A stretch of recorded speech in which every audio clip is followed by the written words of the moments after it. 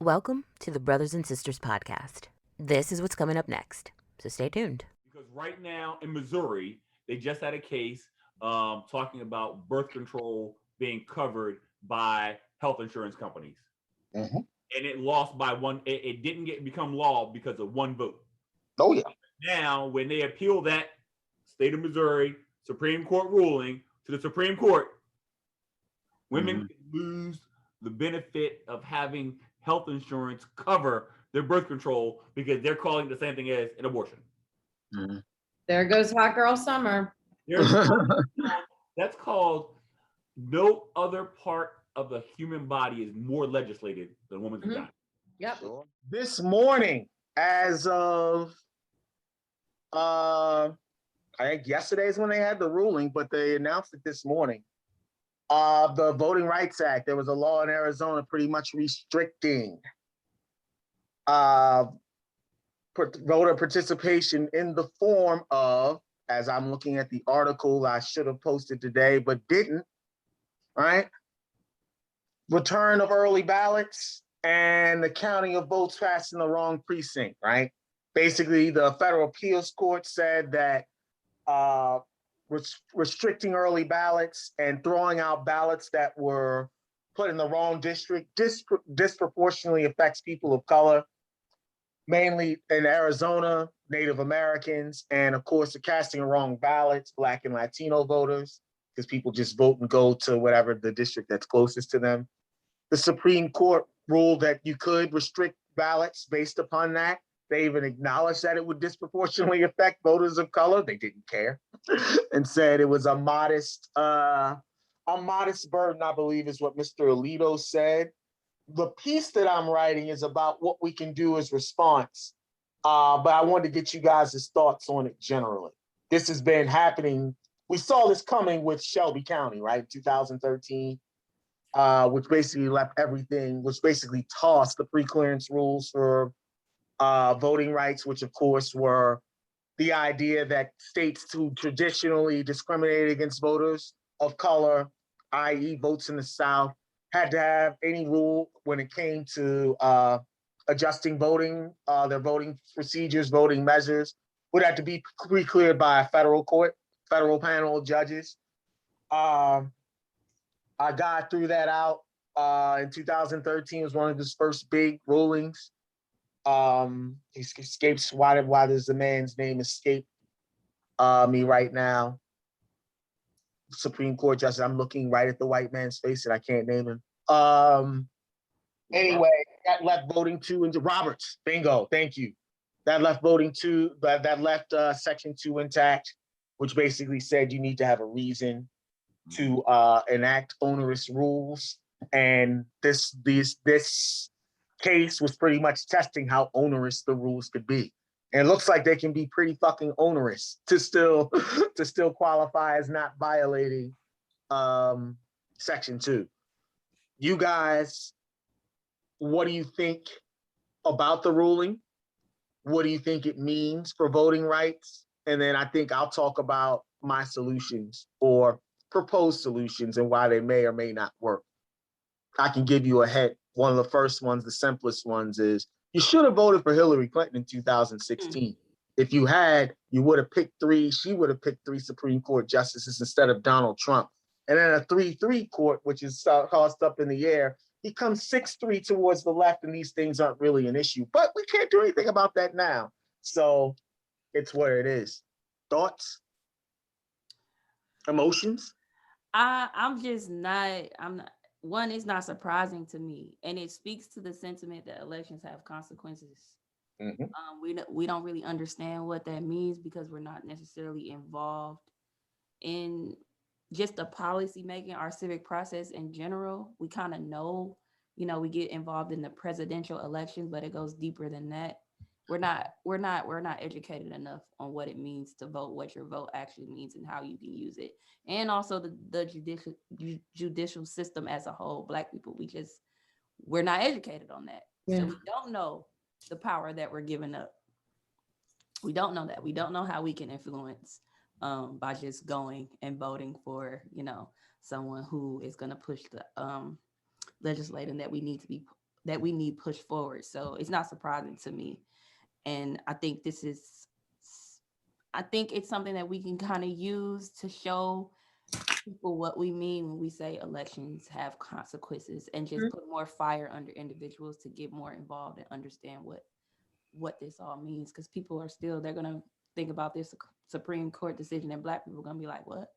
Well, not all of us, but some of us are going to be like, okay. They're going to know in October when Roe comes up. Because right now in Missouri, they just had a case talking about birth control being covered by health insurance companies. And it lost by one. It didn't become law because of one vote. Oh, yeah. Now, when they appeal that state of Missouri Supreme Court ruling to the Supreme Court, women lose the benefit of having health insurance cover their birth control because they're calling it the same thing as an abortion. There goes hot girl summer. That's called no other part of the human body is more legislated than a woman's vagina. Yep. Sure. I also think it's and I talk about this in the piece, it also goes to your point, Shantae, about how the system works. Yep. Now, it's not dire straits, it's not the end all be all, but it kind of sort of is, because like with most Supreme Court rulings, they're only ruling on the constitutionality of a law as is, right? All of this can be fixed by what? A law passed in Congress, right? But we have a split 50-50 Senate. We've got a narrow majority in the House. There's nothing that looks like it's going to be done on that level, provided, and Walter brought this up this morning when he actually posted in that other forum we had, something to happen along the lines of the filibuster, right? Yep. And I get into the nitty gritty of that in the piece. It's going to be hard to do. Here's the thing. He can even make an argument. They can even make it a carve out, right? They can say that the filibuster doesn't change, but this vote on this procedural vote for the Voting Rights Act is going to be straight majority. That's it. They can make it a carve out, so you don't change the rule. Just like they did the same thing for the Supreme Court and all of the court justices that we're now paying for, right? Because Harry Reid, when he decided that he wanted to get rid of the filibuster for judicial appointments, we knew that if there was not a Democrat coming into the White House, that it was going to happen, and we did not control it. And what happened? Now Harry Reid and Chuck Schumer were like, that was maybe a bad idea. Now the question is are we too come on, Walter? Are we too polarized as a nation to be able to overcome the idiocy to make common sense laws, right? Yep, we are. Yeah. And I think it speaks also to what Shantae said about the importance of like civics. And I just don't think it's like just us. I think that there are great swaths of Americans who, including our former president, who are not aware of governance and law and the Supreme Court. And I think that we need to go back to having that be a mandatory class. And I think it should be an everyday conversation, because some of these words that we say when you're getting into politics, like a filibuster, we have these fancy words. We gotta break that down and put it in a term in a way that people actually get it. Like my cousin next to me, like, oh, okay. I actually talk about it. I talk about that. I saw the other day on TikTok, of all things, you get sucked into TikTok watching shit, and there was a dude who was making salmon. And I thought it was the most profound thing in the world. First, you get this motherfucker right here. See this? You season this bitch just like this. Then you take a little bit of fucking butter, you put it in there, close it up in some damn foil in the oven, turn that bitch to 350, let it sit for 30 minutes. Yep. Picking out, look at that shit right there. Bam. So I thought about that for a second. I said, could we make a basic course, Quasi, this is me talking to you directly, could we make a basic course for the population that they could understand what it means by making it in words that we use every day? It's funny you would mention that, Walter. We definitely can do that. It actually already exists. I call it the KTV American Government and Civics series, which is a five-part, which includes constitutional influences, the Constitution, limits on governments, and landmark Supreme Court cases. One of our guests this month. Actually, Nicole, you'll remember Mackley. Mackley's the president of the Space Law Foundation now. He was like, when I was doing my morning minutes, he was like, you need to get this on Twitch and TikTok, and like it would happen. So I think there's room for it, Walter. It would probably have to be, I probably have to go through the material and like really kind of sort of, for lack of a better term, elementarize it, dumb it down, if you will. Absolutely. But it definitely can happen. The source material is already there. I fucking worked my ass off doing all this stuff. So it's definitely there. That can help. That could make a change. It can for sure. I think the problem is, you were talking about the mini nuke, right? Where it's like, you're gonna get rid of the filibuster on particular motions. Right. The problem with the filibuster and getting rid of it, and Shantae, you were talking about what the filibuster is. It's basically, you need a 60 vote minimum to get something through, right? Instead, it doesn't matter if you have a majority, right? If you need 60 votes to get it. And the idea being, it's not just a straight majority get stuff through. You gotta have a bipartisan consensus, right? I'd be willing to. My question to you guys is, does it matter? Yes, but here's the thing. I bet if there was no filibuster, it would never go a 50-50 vote. It wouldn't be up to just one person. I think, come on, Walter, the filibuster only makes the minority believe that the only way that shit can happen is if they stop it. Yeah. So let's turn that to the other side. Right? If there is no filibuster, maybe they'll vote for something that makes common sense because it makes common sense. Yeah. Yeah, I agree with that. But then, my bigger issue is, there's only one job that has a term limit. Only one. Preach. Man. So the question is not just all that. These guys don't really give two fucks about making it work. They just care about giving the appearance that they're working. Making that money. So they can those same motherfuckers are talking about, we passed the check so you can get a check. No, bitches, you didn't pass shit. You said no. It's funny. It's funny. I talk about all of this in the piece too. There's so much politics involved with this, and we're seeing it play out. One of my Lisa Blunt Rochester, right? We had a conversation with her church one day, and she was like, we could get so much more done if 70% of our time wasn't on the phone asking for money. So the only way that shit get done is if you got long money, and then it's going to be done only to help you.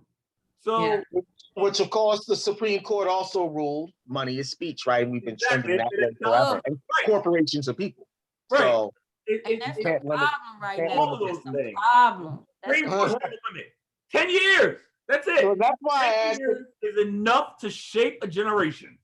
Yeah. That's all you need. 10 years. I asked if it matters, because I think a lot of this, about the barn door is already open. A lot of this, we've been moving towards landmark Supreme Court cases. I talk about this, the American Government and Civics series. We've been moving towards where we are as far as money in politics pretty much since the civil rights movement. We dabbled in it before, but it literally was accelerated throughout that point.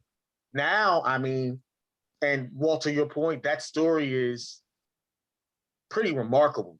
Like, you can't really, once you're elected, your main job is to get reelected, and you need money to do that. So much money. I don't think this is going to matter short of abolishing the filibuster, which of course we're seeing is wholly political.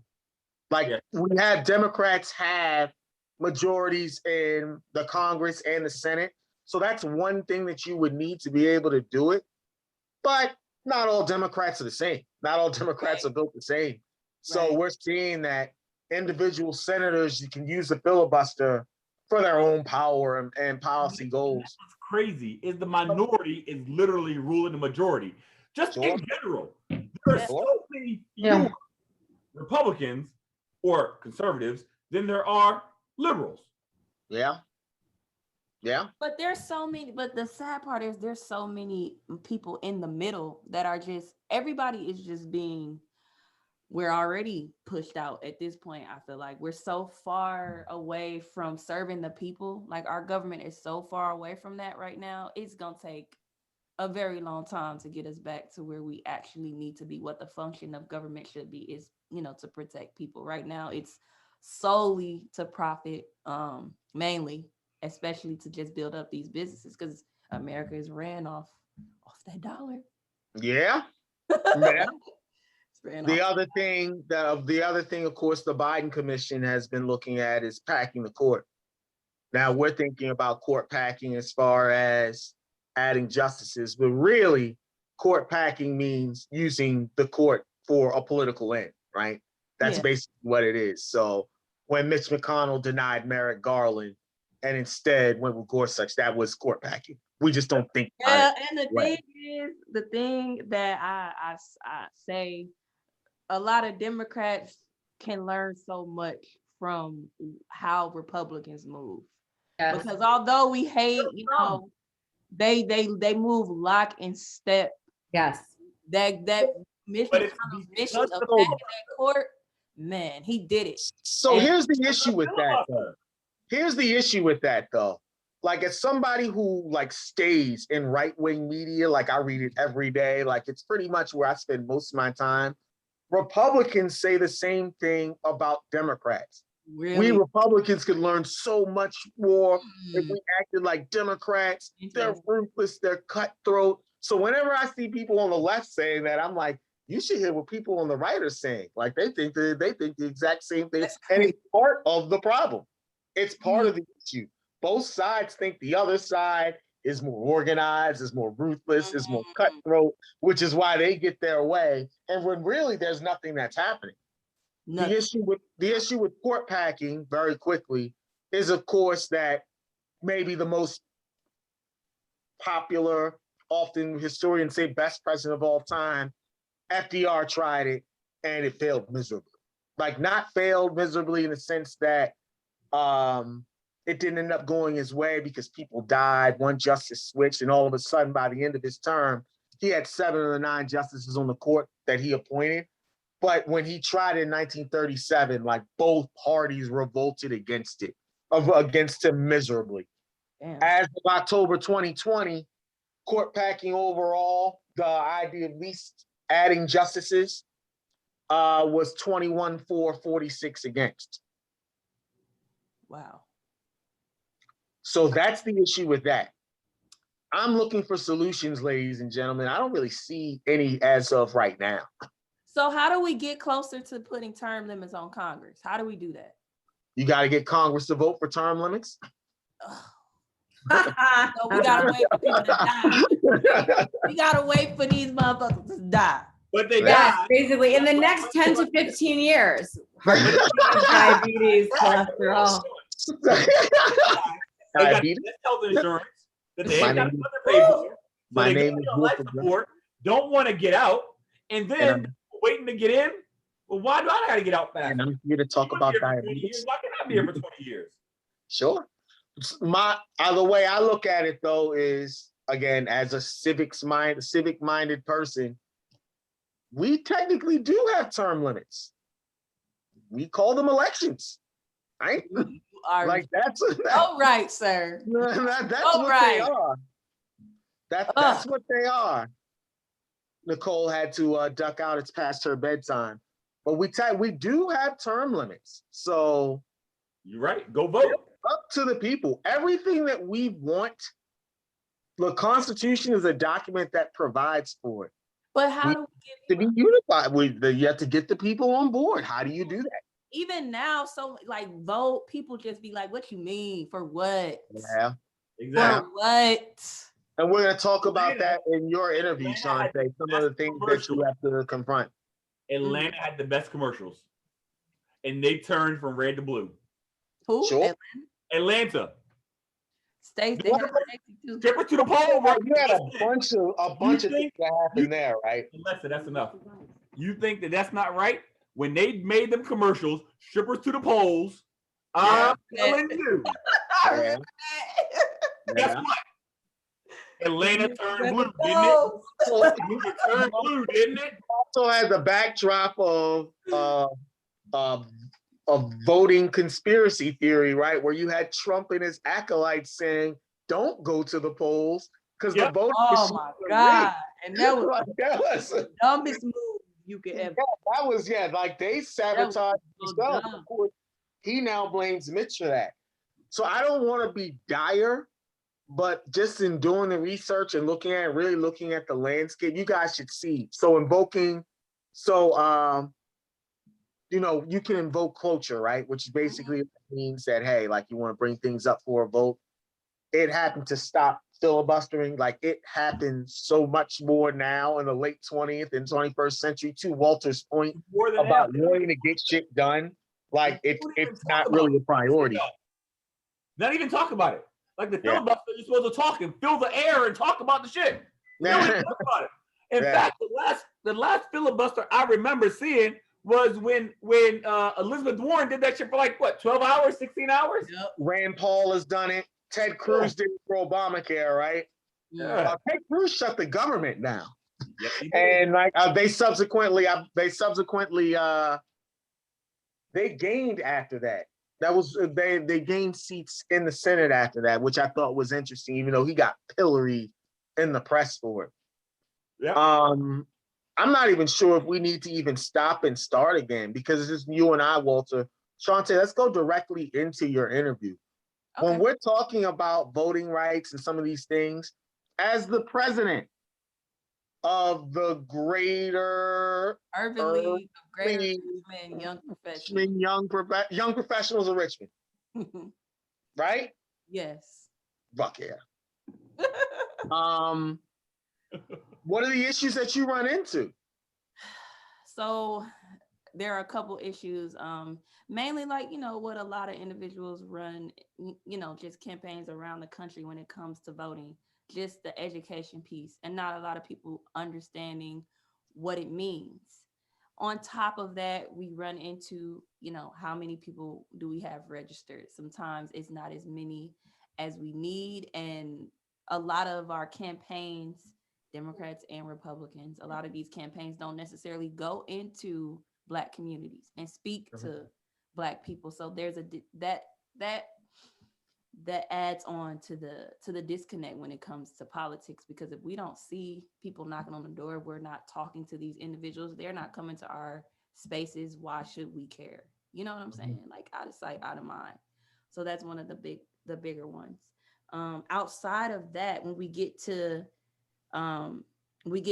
becoming successful in putting certain individuals in the office, one of the things that we run into here in Virginia, we have a Democrat majority, but all Democrats are not the same.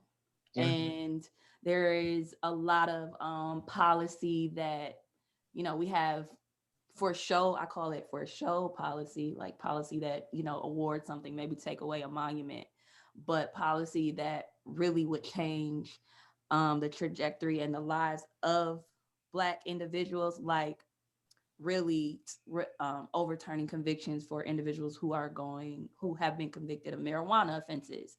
Instead of just making marijuana legal to use, we haven't really gotten to the criminal justice side of it. So the real policy work when it comes to having these delegates and these lawmakers in these seats, it's not getting done. Yeah. And then we're going to face the threat of Virginia returning back to Republican control or not having that majority. And then we're going to be even at a more of a standstill and possibly go back on, a lot of the things that we've started, because Virginia has never, I don't want to say never, but it's been a long time since Virginia has had this Democrat majority, and they're just not taking advantage of it as much as they should. You know what I'm saying? So It's a lot of different things, but mainly I think the biggest one is just education and people just being disconnected from it, not understanding the power of a Sure. vote. Along those lines, can you talk about the mission of your organization? So the Urban League is mainly an advocacy organization similar to the NAACP. But outside of advocacy and civic engagement, we also focus on economic empowerment. We focus on health and wellness. We focus on education, jobs, and then leadership. We do a lot of programming around helping other young Black professionals and professional can be anything. It's a tradesman. It's whether you have on a suit or not, you can still be a professional. We focus on helping individuals, level up their skill set and build the confidence to become a leader in their community. So finding, young people who are interested in civic and building them up to possibly run for a local office. We do a lot of work in that area, and just overall building up Black people's confidence and exposure, because a lot of young professionals in YP where we work, we're either the only woman or we're one of the few Black people. Yeah. So we all just feel disconnected, like we're just running around with our heads cut off alone. So in the Urban League, we provide a safe space for us to come together in a community and just a space where we can all learn from each other and just build more confidence that we carry on into our jobs. And then we level up in where we work and have the opportunity to build skills that we can't at work, because we face so many different battles at work for Black people. But that's mainly what we do at the Urban League. We empower our members and we empower our community, but we focus mainly around that leadership, civic, economic power, health, and education. That's where we focus and keep all of our programming. And we do, and basically we just want to see, our Black women and men just level up, really see beyond their circumstances, because there are a lot of us, a lot of us are professionals, but there are a lot of us still back, who don't have a view of what's beyond their neighborhood. And we got to reach back and give back and, lift as many of us up as we can, because that's what it's all about. We got to get more in the political world. We got to get more in leadership. And that's what we do. You are coming from a 40-year-old man. You seem like super young and like super knowledgeable. How the hell did you rise to the presidency at such a young age? Well, I'm not telling y'all how old I am, but no, I'm 33 actually. Okay. I just look, I get it from my mom, I guess. Yeah. So I know a lot, but mainly how I rose to the Urban League. I joined trying to look for a space outside of work. I started my career in the military, in the Army, and where I work, I still am the only Black person, and then the only woman, and I was always surrounded by, men and non-Black people. I joined the Army originally to serve. So as I got deeper into my career, I just had a yearning to serve more individuals who look like me. I wanted to connect with that. I connect well with the veteran community, and then just when you're serving, you're kind of just fighting for, freedom and all our rights as Americans, but it's just different when you're Black. And I just wanted to connect to that. So I found YP on like a GroupMe site or Meetup or something like that. And I went to one of their events, and it was just like all these Black people. And we all are very like-minded and we all relate. And it's like, damn, you doing this? You have this business, you have that. And it just opened up my eyes to so much, because we're all spread out, you know what I'm saying? So when we came together, it was just like, dang. So then I started to, I took on a leadership role just because I'm used to being in leadership roles, because I'm from that military background. started as their membership chair. Then I went on to be in their social chair. I served on their civic committee. And then I got voted in to become president. And I had other presidents around me and other mentors as I was serving in YP kind of nudged me like, Shantae, I need you to go out for that, for the president position. And it wasn't something that I wanted to do because I'm the type of person I like to be in the background. That's where I'm comfortable. That's where I have the most fun, and it's just, when you are the president of anything, any organization, especially something like Urban League, you are in the front and you have to speak more. You have to open up yourself a little bit more. And it's just different. And I just didn't want to go down that route. But I realized that I definitely have the skill set and I have a really awesome vision when it comes to the Urban League. I very much believe in the mission of what we do. And I see that it can help us in a lot of areas in our community. And others saw that. So I ran and they all agreed and voted for me. And here I am. Yeah. Here I am doing the work. But we are one of the oldest. We're probably maybe 1 or 2 years younger than the NAACP. So we've been around for quite some time. And there are Urban League chapters across the nation. Yeah, I think Mark Morial. I don't remember if he was the president or whatever. I'm not sure if he still is, but he was a while back.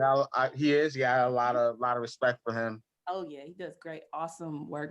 Mark is amazing, and there have been a lot of amazing presidents in the Urban League. And like I said, we have a really amazing community. So every year we do like a national conference where all of the YPs from across the country come together. We do like professional development activities, things like that. And then we all just turn up together. And it's just so amazing to see all these dope Black individuals just partying and doing what they do. And it just really excites you and makes you want to level up yourself so you can, stay in that in crowd. It's a beautiful, motivating thing to be a part of. So we got to bring more Black people into the fold. I just think exposure is everything for us. Yeah. ClassicManFitness.net. Did you want to ask? So, as you began to uncover what you seem to be passionate about, helping to elevate Black people, what are you doing to inspire the 25-year-old person that's just out of college or just out of their first tour in the military to want to become involved or stay involved in a society like that, right? Like the NAACP, has a storied history, right? They've done all these landmark things, big things, but other than write letters, what do they do now? Right? So what do you do now? How do you get motivated and in the mix? Well, what we do, we give our member base, and not just our members, but also the community, just opportunities to serve other younger Black professionals. And then we also do a lot of professional development and skill set building for our membership. So we do every month, we do something called a general body meeting. And at this general body meeting, you could come and learn about, maybe you want to learn about how to hack. Maybe we'll have a speaker speaking on ethical hacking and building up that skill set. Another GBM may cover public speaking to the media. Another GBM may cover, we had a really cool one not too long ago about the music history here in Richmond, where we had a local rapper, and then we had a young lady from the Richmond Jazz Society speak and just talk to the creatives about how they can network, build up their art, their music base and their fan base here in the city. So we do a lot of programming just geared towards helping people build their skill set. And then we, outside of that, just so that we can get people to also serve, we do community service projects. with a lot of the local colleges and universities in the area, to give our members that opportunity to be a part of something that is not at work and something that they can really see the tangible benefits when they're giving something to another young black student or black youth. So we do just keep it fresh. Do fun stuff that people are interested in. We also have a hiking series right now where we hike. We have a whole lot of trails here in Richmond. So throughout the summer, we're taking each other on a hike every Wednesday, just to expose more Black people to hiking, and just, to get fit, because that's a big issue in our community. Yeah, So fitness, how to get fit. Let's go lose weight together. I'm gonna have to bring you on though, because another thing we do a lot of competitions together. Like we'll do like a Tough Mudder together as a group, or like some type of run. Like they have a U Crops like 10K here in the city. So we do want to kind of take it another level and kind of create a training plan or something that will help people actually get ready for those events, because some people just are intimidated by them. So yeah, I ain't running nowhere. I have a 2 mile rate. I have a 2 mile max.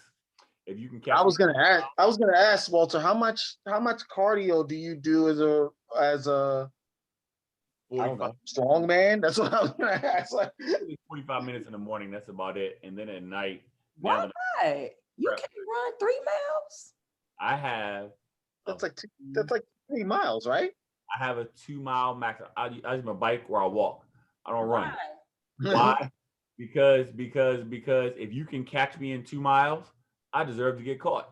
Okay, I understand that. Get away in 2 miles. I understand that. You deserve to get away. In the Army, we got that's the PT test. 2 mile run is a part of it. In fact, I have somebody right now. One of my clients is in Air Force. Air Force just changed their test. Oh yeah, a lot of them are changing. I don't think you understand. You can do shuttle runs for your run as long as it totals 1.5 miles. So you can do, I think it's like 20 50-yard runs with the 10 seconds. You just have to make the time. Yeah. Oh, that's okay. Let's see. Then they have your push-ups. I think they've reduced them down to 15, and then sit-ups they reduced down to like 35 in 2 minutes. That's it. So Sante, we got about 4 minutes left. That'll be a 12:30 end for all of us working people. We've been on here for a while. Yeah, we've been out here for a while, right? What do you want people to know about the organization? How can they get involved? Obviously, you send me a bio, which of course will be in the write-up when we release this. But what do you want people to know about you or the organization or your mission or the future or anything along those lines? I want people to get involved in their local YP chapter. If you are looking for an opportunity to serve, whether it's in civic, whether you want to go help clean up your block, you want to garden, anything that you have a passion for doing, you can go to the Urban League and figure that out and find your fix there. There are Urban League chapters throughout the country. So wherever you are, you can find an Urban League chapter that is local to you. Our mission is just to continue to expose our members to more opportunity to increase their economic power, really, and gain more confidence in their leadership abilities. We're trying to create more lawmakers, more police officers in the area, more business owners, more philanthropists through our movement. So join it. And you'll be able to find community and just an opportunity to give back. You don't have to be a millionaire to give back, or be this huge, like crazy mogul to give back. You can do it right now, and it's going to be beneficial to our youth and, the individuals coming up. Our future is them. So we gotta, do our part and turn up, after work, when it's Can't forget that. Yeah. And you can find us at